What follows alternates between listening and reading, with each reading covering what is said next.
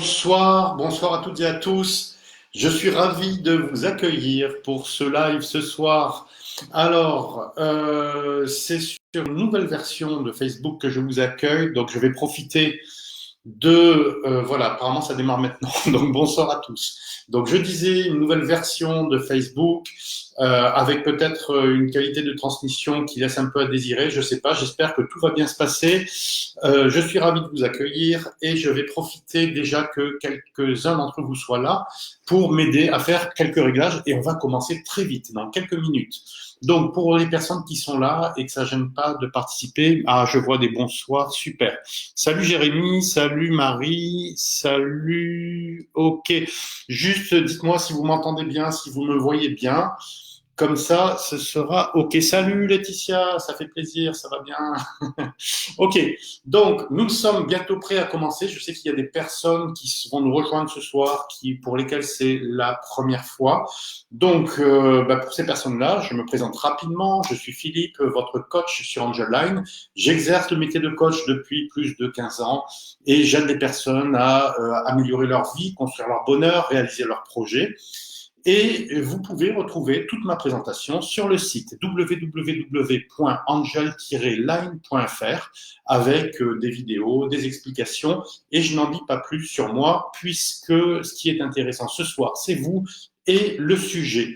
Donc, c'est le 4e live de la série sur les lois universelles. Donc, pour les personnes qui nous rejoignent et qui n'ont pas vu les lives précédents, les lois universelles, c'est quoi? Bien, ce sont des lois qui existent depuis la nuit des temps et qui existeront après notre passage sur Terre et qui sont toujours vraies. En s'alignant à ces lois, eh bien, nous allons vers plus de bonheur, de paix et d'équilibre. Voilà. Alors, les 3 premiers lives, le premier était sur la loi de la flexibilité. Ensuite, nous avons vu la loi des choix, puis la loi de la responsabilité. Et là, nous allons parler de la loi de l'équilibre. Donc voilà pour la petite présentation. Donc je vais voir et saluer les personnes qui sont avec nous. Salut à Papillon, ok. Salut Maëlys, bonsoir Léna. Ok, ça va, super, merci pour vos retours. Alors, je sais qu'il y a des personnes qui sont nouvelles, il y a des personnes qui n'interviennent pas non plus. Pas de souci, vous êtes les bienvenus et vous n'êtes pas obligés d'intervenir. Pour ceux et celles qui veulent poser des questions en préservant leur anonymat, vous pouvez vous poser vos questions sur Messenger et Angeline reprendra ces questions pour me les poser en respectant votre anonymat. Nous sommes, je vous le disais, sur une nouvelle version de Facebook. Ça va très vite aujourd'hui et les questions disparaissent très rapidement. Donc, si vous me posez des questions et que vous voyez que je réponds pas, ne m'en tenez pas rigueur. C'est vraiment pas de ma faute. C'est pas que je ne veux pas vous répondre, c'est que les questions disparaissent au fur et à mesure. Donc, je regarderai assez souvent les questions. Salut Nicolas, salut David, salut Rachel. Salut Evelyne, bonsoir Françoise. Je vois qu'il y a beaucoup, beaucoup de monde. Donc, je vous disais, pour vos questions, n'hésitez pas à les reposer si vous voyez que je n'y réponds pas. Voilà. Bien, eh ben, nous allons commencer tout de suite avec la loi de l'équilibre. Et cette loi, en fait, c'est une loi qui nous touche sur tous les plans. Entre deux pôles, il y a un point d'équilibre, un centre, et tout ce qui existe dans l'univers s'emploie à faire l'équilibre. Notre Terre, qui fonctionne comme un organisme vivant, repose aussi sur l'équilibre. Donc nous avons vu l'univers, la Terre, et nous, en tant qu'êtres humains, c'est pareil. Notre vie et notre survie dépendent de l'équilibre. Et là, il y a on va dire deux points. Il y a notre subconscient qui est largement responsable de notre équilibre physiologique. Notre fonctionnement, le fonctionnement du système nerveux, le fonctionnement du système endocrinien, le fonctionnement du système circulatoire, respiratoire, digestif, etc. Si nous devions gérer tout ça de façon consciente, on deviendrait fou. C'est pas le cas. Le subconscient s'en charge. En revanche, c'est le moi conscient qui porte la responsabilité de nos modes de vie et de nos choix. Donc cela, ça renvoie aux 2 lives précédents sur la loi de la responsabilité et la loi des choix. Donc c'est à chacun d'entre nous de trouver son équilibre, puisque on sait très bien que chaque extrême peut être d'abord dangereux, mais aussi provoque un stress et qu'il faut tôt ou tard retourner dans la direction opposée. Voilà, donc comme d'habitude, pour les personnes qui nous rejoignent, il va y avoir très peu de théorie, c'est pas le but. Donc, ces lives sur les lois universelles s'organisent comme ça. Une petite introduction, comme je suis en train de le faire, pour voir ce que ces lois impliquent pour nous. Ensuite, nous allons voir comment s'évaluer par rapport à ces lois, et puis surtout, comment s'harmoniser et s'en rapprocher le plus possible avec un petit exercice que je vais vous présenter à la fin, qui est très simple et qui produit de véritables miracles. C'est parti. Donc, ce que je disais, bien souvent, on va découvrir notre point d'équilibre après avoir expérimenté les extrêmes, et bien souvent en avoir subi les conséquences. Mais c'est OK, parce que la meilleure façon de son équilibre, c'est justement l'expérience. De trouver son équilibre, c'est de faire des expériences, d'essayer et de réajuster. Je donne souvent l'exemple, il y a quelque chose qui est très intéressant, ce sont les jeux des enfants, et puis parfois nos jeux d'adultes, dans lesquels on va trouver du plaisir quand on est en accord avec ces lois-là. Par exemple, je prends la corde à sauter. Quand on joue à la corde à sauter, le plaisir, c'est le moment où on va sauter pour pas se prendre la corde. Donc, c'est le plaisir du moment présent. Et le moment présent, c'est aussi une loi qu'on va aborder ensemble. Pour l'équilibre, il y a un jeu qui est intéressant, c'est tout le monde l'a fait et le fait encore, quand vous placez une poubelle au milieu de la pièce, que vous faites des boulettes de papier ou autre, et que vous essayez de lancer ces papiers dans la poubelle. Donc vous pouvez vous amuser à lancer votre premier papier un petit peu à droite. Donc qu'est-ce que vous allez faire automatiquement? Le prochain tir, vous allez aller plus à gauche. Mais bien souvent, c'est pas dosé comme il faut. Donc vous allez peut-être aller trop à gauche. Et puis quand vous allez revenir, vous allez peut-être revenir un petit peu trop à droite, jusqu'au moment où vous trouviez la bonne direction pour atteindre la corbeille.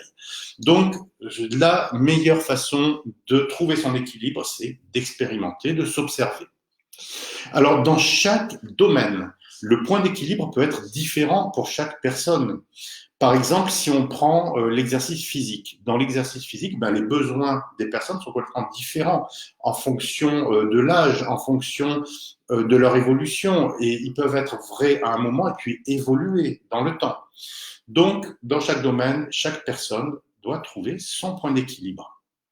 Alors, pour cela, il va falloir tenir compte de vos propres valeurs et de vos caractéristiques uniques. Et c'est à vous de vous interroger.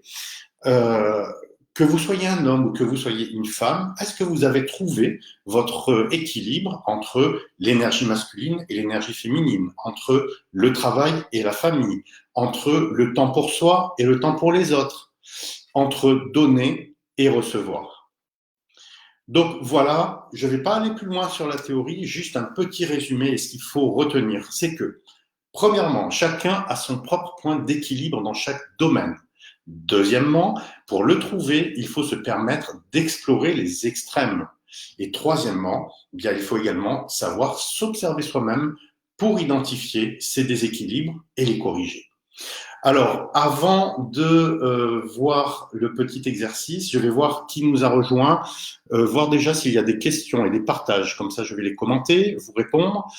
Et avant cela, juste quelque chose de très rapide, une petite évaluation que je vous propose. Vous, comment vous vous évaluez par rapport à la loi de l'équilibre? Vous pouvez vous noter intuitivement. Vous pouvez en même temps, pour vous noter, réfléchir rapidement à cette question. Est-ce qu'il y a des domaines dans vos vies où vous ressentez un déséquilibre?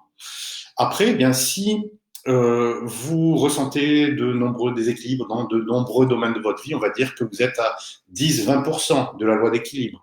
Si vous arrivez plus ou moins à vous équilibrer, mais qu'il y a encore des choses qui vous gênent, mais que vous avez identifiées, vous êtes à 50%. S'il y a des choses qui vous gênent en termes d'équilibre et que vous êtes sur le point de les travailler, on va dire que vous vous rapprochez de plus en plus des 80-90%. Donc, notez-vous intuitivement et nous allons voir, dès que j'ai répondu à vos questions, à vos partages, un petit exercice. Donc, je vais reprendre vos questions et vos partages. Alors, j'espère que je vais bien tout retrouver. Alors, ça marche. OK. Donc, pour l'instant, pas de commentaires. Bonsoir, bonsoir. Salut Sango, salut. Alors, Rachel, on s'est vu. OK. Donc, pour l'instant, pas de partage, pas de questions. Ah, on a un 30%. Merci Nathalie pour ton retour. Super. Donc, vous voyez, on peut le faire et c'est pas le chiffre qui compte, c'est qu'est-ce qu'on va faire pour augmenter ce chiffre. Et on parle en termes de progression et d'évolution. Donc, en attendant d'autres commentaires. Salut Sango, je m'appelle Christian. D'accord. Donc, tu donnes ta date de naissance, ok. Donc là, je vais pas faire je vais pas travailler avec l'intuition ni répondre à des questions. On n'est pas sur un live de voyance. On est, ça va se faire. Je vais en parler un petit peu plus tard. Il va y avoir quelque chose que je propose la semaine prochaine. Pour l'instant, on est sur la loi de l'équilibre. Alors, d'autres questions, d'autres commentaires? Pas pour l'instant. Alors, dure ta question, il faut savoir se remettre en question. Bien sûr, tu as raison, Fred, c'est sûr, c'est pas une question facile. Et ça demande de se remettre en question et ça demande également de s'observer. Donc, on va passer pour répondre à ta question directement au petit exercice que j'ai préparé pour vous. Donc, allons-y. Donc, voilà. De quoi il s'agit? Déjà, d'identifier les domaines de vie qui sont importants pour vous avant d'aller voir où sont les déséquilibres. C'est quoi un domaine de vie? Je vais vous donner des exemples. La santé, c'en est un par exemple, la famille, le couple, les finances, l'activité professionnelle. Voilà, ça c'est les principaux, mais il peut y en avoir d'autres. Il peut y avoir des personnes pour qui le développement personnel est un centre d'intérêt. Donc, domaine de vie, centre d'intérêt, c'est un petit peu la même chose. Les loisirs, le temps personnel, etc. Donc, c'est d'identifier, alors peut-être pas tous, mais les deux, trois qui sont très importants pour vous. Ça peut être la santé, la famille et le travail, par exemple. Donc, à partir de là, alors vous allez peut-être pas le faire ce soir, je vous donne la marche à suivre, mais vous allez voir, ça vaut le coup parce que c'est pas si compliqué que ça et l'outil arrive. Donc, à partir de ces domaines de vie, ce que je vous propose, c'est de prendre pour chaque domaine une feuille de papier et je vais vous donne l'exemple tout de suite. Par exemple, si vous voulez travailler le domaine de vie qui est la famille et que c'est un des domaines qui est important pour vous, vous allez noter en haut de la feuille en famille et vous allez faire deux colonnes. À gauche, vous allez noter je, point de suspension, trop. À droite, vous allez noter je, point de suspension, pas assez. Et dans un premier temps, vous pouvez essayer de remplir cette feuille tout seul. Et en vous observant, vous allez peut-être vous-même prendre conscience que je parle trop à gauche, je parle trop, je suis trop exigeant, je décide trop tout seul, etc. Et également, du côté droit, je n'écoute pas assez, je ne suis pas assez patient, etc. Donc, si vous êtes en mesure de commencer à le faire seul, c'est très bien. Sinon, pas de souci, vous ne remarquez rien du tout, vous expliquez l'exercice à 2, 3 personnes de votre entourage bienveillante qui va noter justement la façon dont elle vous voit, ce qui va vous permettre d'avoir des données d'observation qui sont les vôtres, mais aussi celles de votre entourage. Et quand vous avez tout, par exemple sur un domaine, vous n'allez pas faire tous les domaines d'un coup, mais vous pouvez travailler domaine par domaine. Bien, vous allez avoir, par exemple pour le domaine en famille, vous allez récolter toutes les réponses et vous allez voir. Alors l'histoire, c'est pas de tout prendre au pied de la lettre, mais ça va être de voir en fonction de votre ressenti ce qui est juste pour vous. Et à partir de là, vous allez peut-être surligner un déséquilibre qui est juste pour vous et que vous avez envie de travailler. Donc, vous surlignez 2, 3 déséquilibres sur lesquels vous avez envie de travailler et vous allez en traiter un par semaine. Comment on traite ça? Bien, c'est explorer les extrêmes. Pour commencer, je vais vous donner un exemple. On va changer de domaine. Par exemple, si votre domaine, c'est la santé et que vous vous dites, vous avez remarqué ou vous fait remarquer que vous mangez trop vite. Je mange trop vite. Eh bien, pendant une semaine, pendant quelques jours ou pendant même une demi-journée, peu importe, ce qui est juste pour vous, faites l'expérience de manger trop lentement, l'inverse, mais vraiment l'opposé, complet. Et après, voyez comment vous allez rééquilibrer les choses. C'est une prise de conscience. C'est une prise de conscience par l'action. Et c'est comme ça que petit à petit, vous allez voir ce qui est juste pour vous et que vous allez pouvoir retrouver, recentrer, retrouver votre équilibre. Alors, cet exercice, il paraît peut-être, je ne sais pas, pour ceux qui n'ont pas l'habitude, peut-être fastidieux, mais il est très puissant parce que il est fort possible que vous n'ayez pas à traiter tout ce que vous avez noté. Je vais vous expliquer pourquoi. Si vous faites ça sérieusement sur les premiers, vous allez créer une habitude et vous allez vous créer une culture du juste milieu. Vous allez envoyer à votre cerveau l'information comme quoi vous êtes en train de travailler à vous rééquilibrer. Et votre cerveau, il va vous répondre. Votre subconscient, il va vous répondre. Et il va jouer un rôle. Et il va surveiller pour vous. Et qu'est-ce qui va se passer? Soit ça va être beaucoup plus facile pour les autres domaines quand vous allez faire l'exercice, soit quand vous allez arriver à un autre domaine ou à un autre point que vous avez relevé, vous allez vous rendre compte que c'est déjà traité, vous avez déjà rectifié. Et puis, quand vous allez aller sur d'autres activités, sur d'autres domaines, eh bien, vous allez peut-être naturellement ne plus commencer par aller sur un extrême parce que vous aurez acquis cette culture du juste milieu. Donc voilà pour le conseil, l'exercice du jour. Faites-le. Faites-moi des retours si vous voulez, mais ça fonctionne puisque tout ce que je vous donne, c'est des choses que j'ai fait, que j'ai testé, que je continue à faire parce que moi-même, je suis pas à 100% et j'en suis loin. Et puis voilà, je suis comme vous et j'avance sur le chemin du développement personnel et de la croissance intérieure. Et j'essaie de vous faire profiter d'un petit peu d'avance que j'ai puisque je fais ça depuis l'âge de 16-17 ans. Voilà les amis.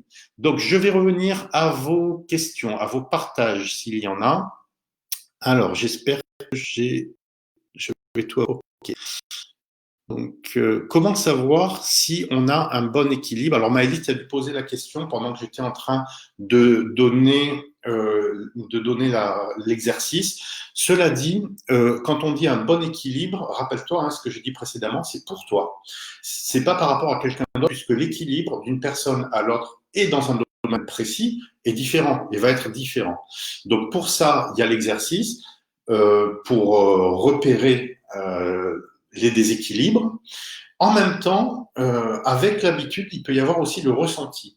C'est quelque chose qui se ressent, un déséquilibre. On le sent, on le ressent quand on mange trop. Moi, par exemple, j'aime beaucoup manger. Je sais que je mange trop, il faudrait que je fasse attention. Je le sais. Donc, il y a des choses que vous savez déjà. Il y a des choses que vous pouvez ressentir. Là, par exemple, comme ça, vous étiez peut-être jamais posé la question. En ayant fait ce live, peut-être que d'un coup, vous allez vous dire, oui, là, dans 2, 3, 4 jours, oui, là, il y a un déséquilibre.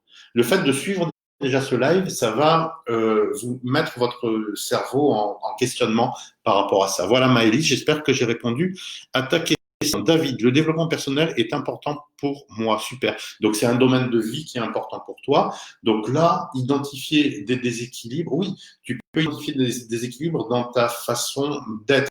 Donc, à ce moment-là, la question que tu peux poser par rapport à la recherche d'équilibre dans ce domaine-là, eh bien, ça peut être dans mes comportements. Tu vois, parce que si tu intitules ta feuille dans le développement personnel, c'est trop vague. Donc, dans mes comportements, je suis trop ou je suis pas assez, ou dans mes relations avec les autres, par exemple, parce que le niveau de développement personnel peut après s'évaluer en fonction par rapport aux relations qu'on a avec les autres. Voilà, David. Nelly, je ne sais pas dire non à une personne. Ah oui, ça c'est quelque chose. On en parle beaucoup, on en parle aussi dans mes lives précédents. Donc c'est humain, ça touche, on va dire, parfois 70 à 80% des personnes. Et ça vient de quoi? Ça vient de notre enfance où on a appris que si on voulait être gentil avec papa, maman, il fallait dire oui.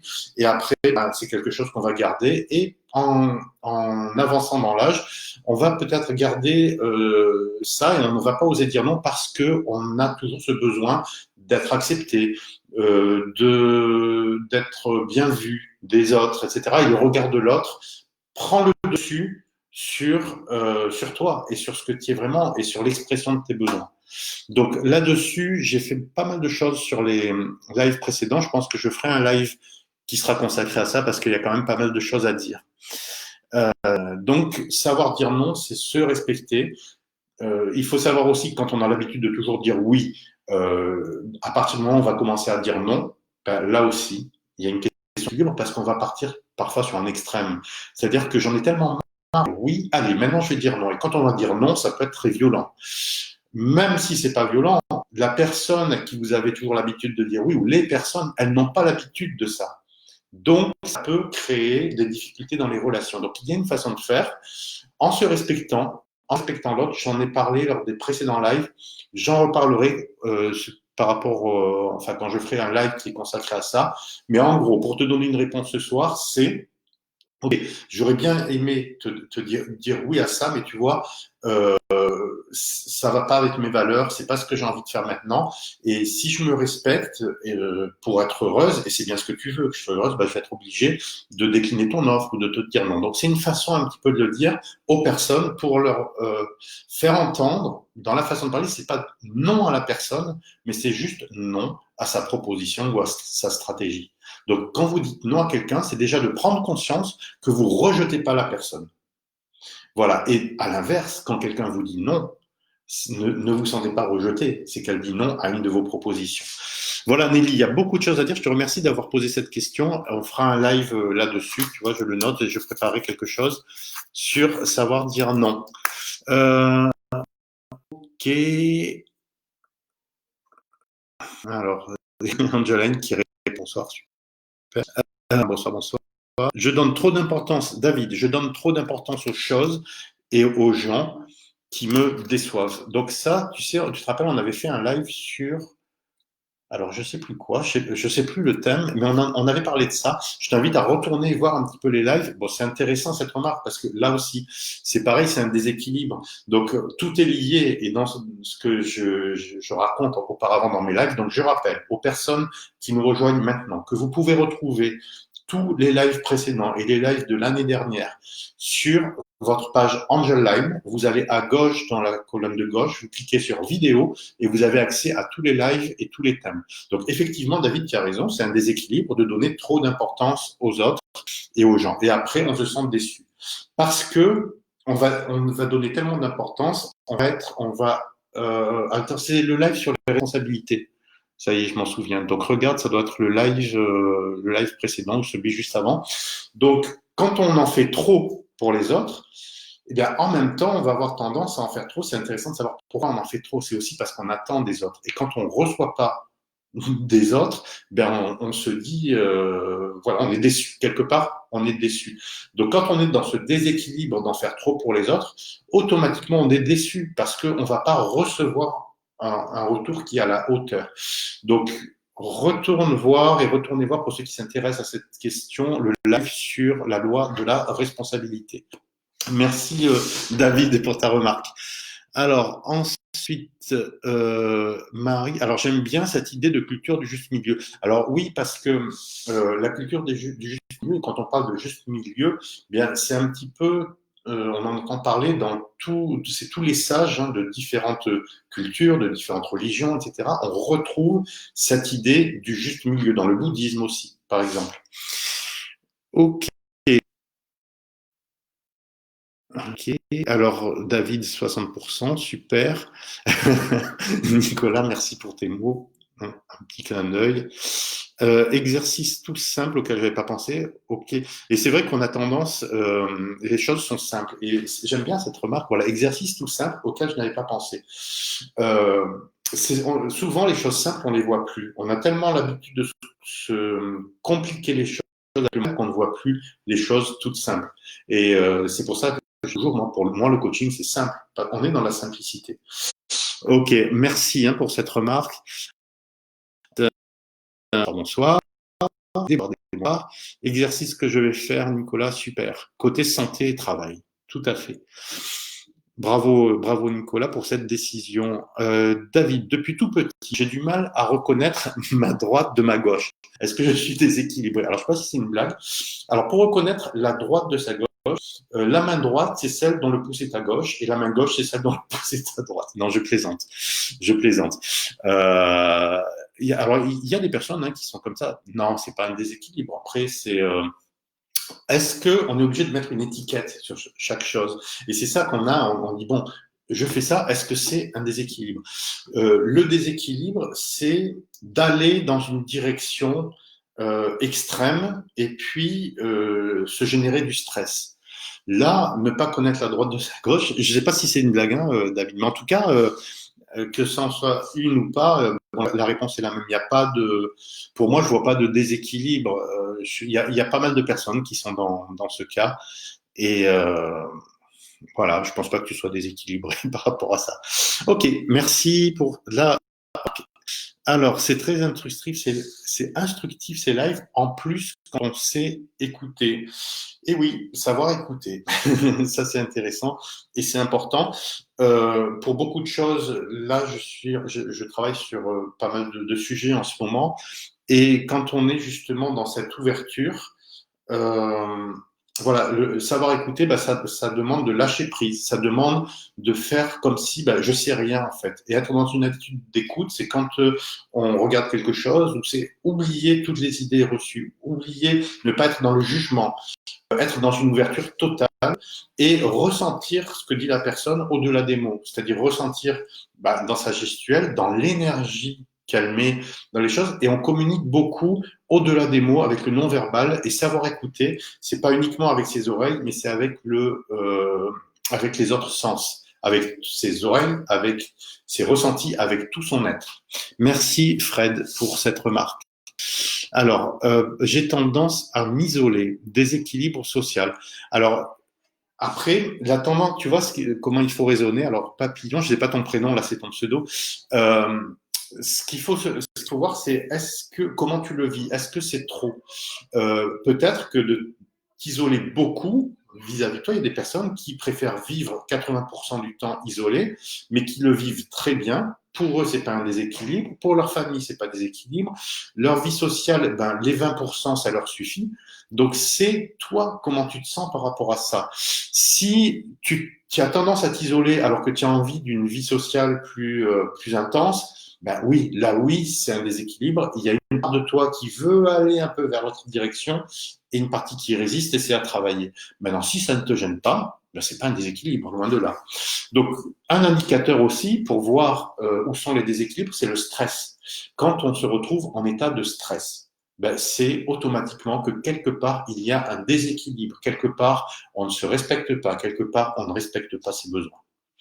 Voilà, j'espère que j'ai répondu. Marie qui dit, quand on fait trop pour les autres, on ne fait pas assez pour soi. Tout à fait. On s'oublie au passage. Donc, en faire trop pour les autres, c'est à la fois nuire à l'autre parce qu'on l'étouffe, on finit par l'étouffer, et puis quand l'autre nous envoie balader ou quand l'autre nous ne répond pas à ça, c'est parce que justement on en fait trop. On croit bien faire et on en fait trop. Et pendant qu'on fait ça, on s'occupe pas de soi. Et c'est donc se nuire à soi-même. Donc en faire trop pour les autres, bizarrement, hein, mais c'est comme ça, c'est leur nuire et c'est se nuire à soi-même. Donc ça, on retrouve ça dans la loi de la responsabilité. Donc je vois qu'il y a beaucoup de choses. Vous voyez, je vous l'ai dit au début, cette loi de l'équilibre est très liée au précédent, la loi de la responsabilité, et à celui d'avant encore, la loi des choix. Donc pour ceux qui ne l'ont pas fait, je vous invite à regarder ces deux lives en replay et vous allez voir que tout se rejoint. Alors, question de Jeanne. Donc, c'est Angel Line qui nous envoie une question par Messenger. Donc, je fais les choses avec plaisir car j'aime faire plaisir et ça me rend heureuse. Je ne regrette jamais le bien que je fais. Peut-on changer? Pourquoi tu veux changer? Tu veux pas changer ça, j'espère. Si tu es comme ça, c'est très bien. C'est très bien. Donc, c'est faire les choses avec le cœur. Quand tu fais quelque chose avec le cœur, il n'y a pas de déséquilibre. Si tu aimes le faire et surtout, si tu n'attends pas en retour. Et c'est quand on n'attend pas en retour qu'on commence à savoir. La vie, elle est comme ça. C'est aussi la loi du lâcher-prise, qu'on verra peut-être également.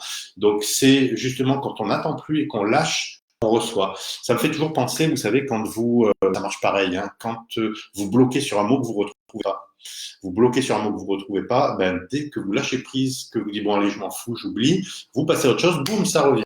Bien, là, c'est pareil. Si vous donnez avec le cœur et que vous faites les choses avec le cœur et que vous lâchez l'idée de recevoir et que vous ne le faites pas pour ça, c'est là que vous allez avoir de belles surprises. Merci à Jeanne pour cette question. Alors après, le peut-on changer? Je ne sais pas à qui ça s'adresse. Cette question-là, peut-on changer? Oui, bien sûr. À partir du moment d'être conscient des choses et d'en avoir, je ne dis pas la volonté parce qu'on ne fait rien avec la volonté, c'est avec une intention, une véritable intention, et puis en étant accompagné. Et pour changer, il faut d'abord qu'il y ait une prise de conscience et il faut que ce soit le souhait de la personne en question. Voilà. Donc j'espère que je t'ai répondu, Jeanne. Alors Fred, on se monte trop la tête avec de mauvaises expériences. Donc, non seulement on se monte la tête et on focalise là-dessus. Donc, focaliser sur les mauvaises expériences, c'est focaliser sur le négatif. Quand on se focalise sur le négatif, qu'est-ce qu'on attire? Du négatif. Donc, après, qu'est-ce que c'est une mauvaise expérience? Pour moi, il n'y a pas de mauvaise expérience. Il y a des expériences. Après, c'est notre côté humain qui veut mettre des étiquettes et qui réagit avec l'émotion, qui va dire c'est positif ou c'est négatif. Et comme on est plutôt formaté à voir le négatif, on va dire c'est négatif et on va y mettre une intensité maximale. Comme ça, on est bien dans le négatif. Et c'est ce qu'on fait naturellement avec les expériences qu'on qualifie de négatives. Pour moi, toute expérience est l'occasion d'apprendre et l'occasion de développer de nouvelles compétences et de nouvelles qualités. Lorsque la vie vous met face à une difficulté, c'est que vous êtes en mesure de la résoudre, de la dépasser. Pourquoi? Parce que ça fonctionne comme une école. La vie, c'est une école. Prenons l'exemple de l'école. Quand vous êtes en CM2, on va vous donner des problèmes de maths de CM2. On ne va pas vous donner des problèmes de maths du bac. Et les problèmes qu'on vous donne, avec de l'accompagnement, de l'apprentissage, vous êtes capable de les surmonter. Et c'est ça qui vous permet de passer à autre chose et d'acquérir de plus en plus de compétences et de qualités. Bien, avec la vie, c'est la même chose. Dès que vous vous retrouvez face à quelque chose que vous estimez problématique, c'est que vous êtes capable de le surmonter. Enlevez le mot problème de votre vocabulaire. Parlez de challenge, par exemple. Tiens, j'ai un nouveau challenge et pas j'ai un nouveau problème. Ça va changer. Quand on change son état d'esprit, quand on change sa façon de regarder les choses changent à l'extérieur. Ce qui se passe à l'extérieur, c'est le reflet de ce que vous êtes à l'intérieur. Donc, on ne change pas à l'extérieur, on change l'intérieur et on obtient, et la vie nous amène, le reflet des changements qu'on a pu faire à l'intérieur. C'est ça l'objet du développement personnel et je dirais même plus de la croissance intérieure. Voilà, merci pour cette remarque. Super Fred, la gauche est celle du cœur. Je pense que c'est la réponse par rapport à la main de David. Donc la main gauche, c'est celle du cœur. Ouais, tu as raison. Et moi, symboliquement, quand j'utilise les cartes de l'intuition, on va faire ça à la fin du live, j'utilise la main gauche parce que, voilà, symboliquement. Et la symbolique est très importante. Voilà, c'est intéressant. Merci Fred. David, non, c'est pas une blague. D'accord. Bah écoute, il n'y a pas de souci avec ça. Il n'y a pas de souci avec ça. Après, bon, est-ce qu'il faut vraiment le corriger? Après, je dis, il n'y a pas de souci avec ça. Si pour toi c'est ok, il y a des personnes qui confondent leur droite et leur gauche, qui en rigolent, et là c'est ok. Maintenant il y a des personnes que ça traumatise, allez voir, allez consulter, allez voir quelqu'un qui va peut-être vous aider, je sais pas. Suivez le conseil de Fred en pensant à votre cœur. Je me moque pas du tout, hein, parce que voilà, si tu en parles, d'abord c'était pas une blague, juste voir si c'est un vrai problème pour toi. Merci Lyd. Et priorité à droite sur la route, merci Fred. Ok. Monique qui dit ça coupe. Alors oui, voilà, c'est les difficultés avec cette nouvelle version. Il y a un réseau qui est très très mauvais. Voilà, le réseau est très mauvais. Et voilà, j'en suis désolé. On n'y peut rien pour l'instant. Et désolé. C'est ok. Salut. Alors. Voilà. Ou alors, il faut faire des choses pour les autres qui soient aussi bénéfiques pour soi.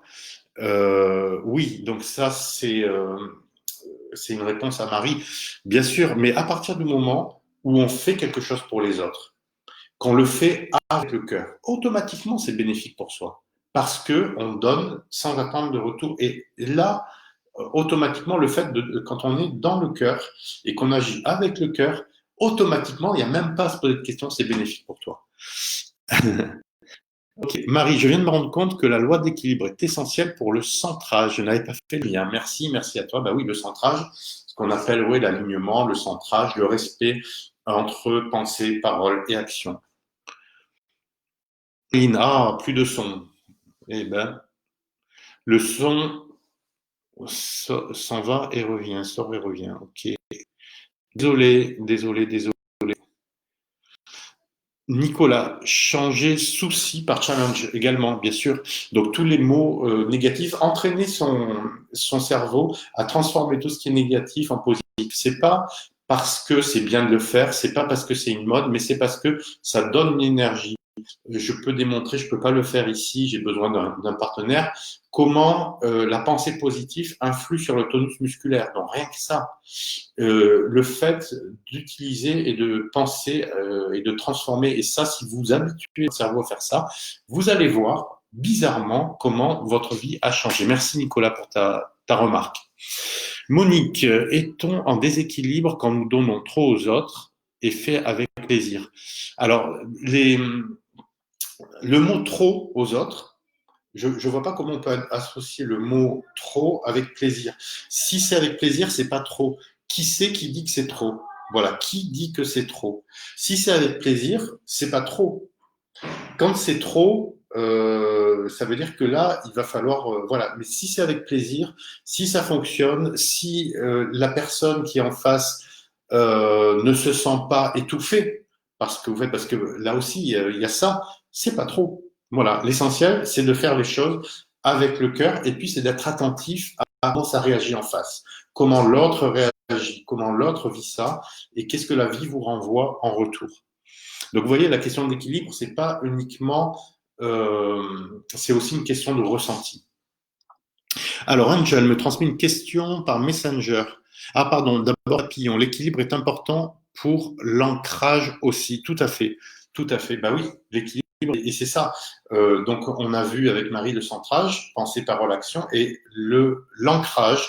Donc, l'ancrage, c'est les pieds sur terre.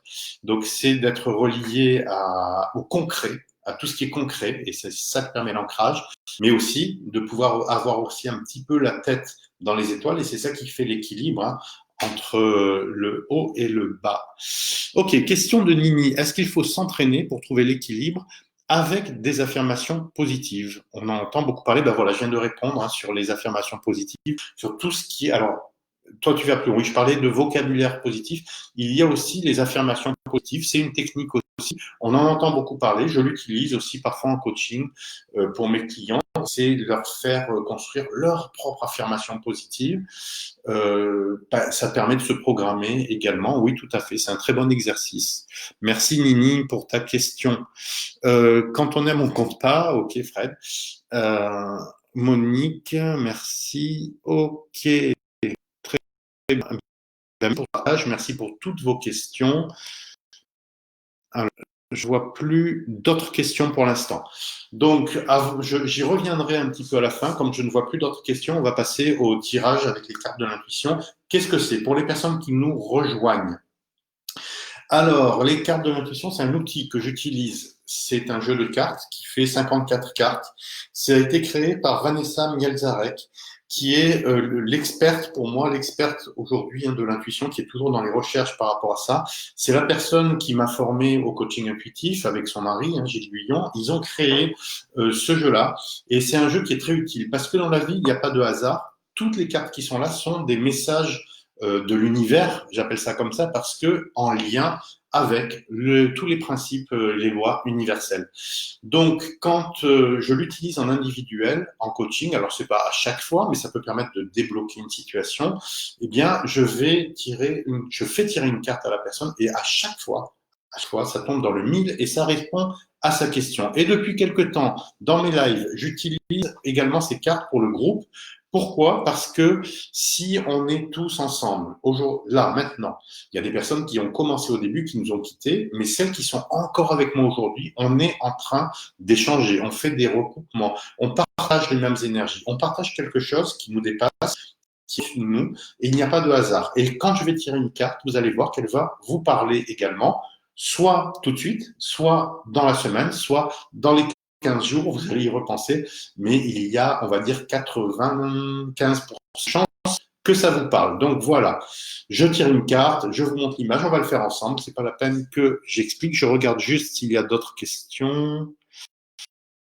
Et pour l'instant, des merci. Ben, merci à vous, hein, de votre présence, de vos partages, de vos questions. On va faire le tirage maintenant. Donc pour ça, je vous invite à vous connecter à moi. Pour vous connecter à moi, je suis en train de battre mes cartes que je ne vous ai pas montrées. Donc voilà, de ce côté, de ce côté. Donc je les mélange. Pour vous lier à moi, je vais vous inviter à vous connecter et à imaginer que vous me tenez par la main. La main droite pour David. Je taquine David, hein, mais c'est parce que je te connais bien. On se tient, vous me tenez la main droite et avec la main gauche, alors j'ai mélangé les cartes et je vais tirer, voilà, que tout le monde, voilà, tout le monde se connecte, vous me tenez par la main, ok, et je vais tirer la carte pour la quinzaine. Super. La carte d'aujourd'hui, hop, voilà. Donc je vous montre uniquement l'image. Je vous montre l'image et vous allez voir, vous, déjà, intuitivement, par rapport à ce que vous vivez aujourd'hui, quelle réponse vous pouvez voir dans les cartes. Si vous vous posez une question, si vous voulez avoir l'idée d'une tendance que vous avez à suivre cette semaine ou quoi, est-ce que rien que le dessin, on voit un château de cartes avec des cartes par terre, déjà, qu'est-ce que ça vous donne comme indication? Et maintenant, je vais tout simplement vous lire la carte, donner le titre de la carte. Et là aussi, voyez comment dans le titre, s'il y a quelque chose, si ça vous parle. Et le titre, c'est l'apprentissage. C'est l'apprentissage. Et c'est marrant parce que vous voyez que c'est complètement en lien avec tout ce qu'on vient de dire. L'apprentissage du positif, l'apprentissage de s'observer soi-même pour arriver à identifier ses déséquilibres. C'est aller dans les extrêmes pour faire des expériences et pouvoir trouver son juste milieu. On est en plein dedans. Donc l'apprentissage et la prise de conscience, et on l'a déjà dit aussi, que là où nous rencontrons nos plus grandes difficultés, c'est là où se trouvent nos domaines d'apprentissage. Donc, c'est changer votre regard sur les problèmes. Notez les leçons que vous avez apprises par rapport aux dernières expériences. Voilà, c'est ça le message de cette carte. Tirez les leçons de ce que vous vivez en ce moment même. Et vous vous sentirez vivifié et plus confiant. À partir du moment où on voit non pas les problèmes, mais les challenges comme quelque chose qui va vous apprendre à vous dépasser, vous permettre de vous dépasser, d'acquérir de nouvelles compétences, la vie, elle change. Donc, vous m'en direz des nouvelles. Donc, voilà pour le tirage du soir. Je vais regarder s'il y a d'autres questions. Ok, pas de questions. Donc, on va s'arrêter. Juste une petite annonce. Voilà, sur les prochains lives.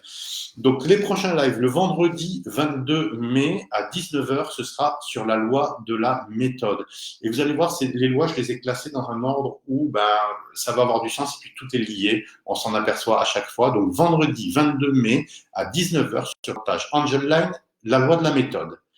Et puis, le samedi 16 mai, donc c'est avant, c'est la semaine prochaine, samedi 16 mai à 19h, ce qu'on appelle live message de l'univers. Je vous ai promis ça le 2 mai, parce que lors de mon live du 2 mai, c'était compliqué de gérer les questions. Il y a eu beaucoup de questions sans réponse. Donc, je vous ai promis d'en refaire un. Donc, ce sera samedi 16 mai à 19h. Les messages de l'univers, c'est quoi? J'utilise les cartes de l'intuition, mais cette fois-ci au niveau individuel. Vous envoyez votre question, vous posez votre question dans le chat ou par Messenger pour les personnes qui veulent rester anonymes avec votre date de naissance et je fais un tirage pour vous et je vous donne le message qui correspond exactement à la question que vous posez. C'est des questions qui peuvent être posées style question de voyance ou des questions qui peuvent être élargies au niveau conscience et ma réponse c'est toujours dans le sens qu'est-ce que vous avez à travailler pour pouvoir répondre à votre question et pour mieux vivre ce que vous êtes en train de vivre. Voilà les amis, donc on a fait le tour. J'ai été ravi de faire ce live ce soir avec vous. Je vous dis à très bientôt et n'oubliez pas, vivez à fond l'instant présent et gardez confiance. Bye bye. Au revoir les amis.